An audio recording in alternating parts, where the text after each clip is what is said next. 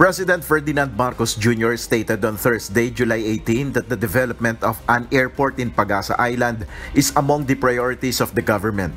Speaking at the distribution of assistance to farmers and fisherfolk and families affected by the dry spell in Puerto Princesa, Palawan, PBBM emphasized the importance of Palawan in national defense. Kasama din siyempre sa ating prioridad ang pagpapalago ng turismo sa inyong lalawigan at sa pagpapabuti pa ng daloy ng transportasyon dito.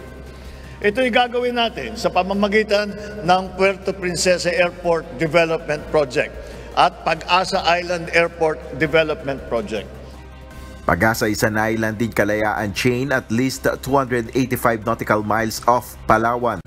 The Philippines has long established military and civilian presence in the area, although China is also claiming the island. President Marcos also reported that the military runway project in Balabac Island Air Base is nearing completion. Nasa huling bahagi na lang ang paggawa natin ng Balabac Military Runway, lalo na't malaki ang papel ng gagampanan ng Palawan sa pambansang seguridad. Balabac is a town in Palawan and one of the 4 additional locations for the Enhanced Defense Cooperation Agreement or EDCA. Nel Maribuhok, UNTV News and Rescue, we serve the people, we give glory to God.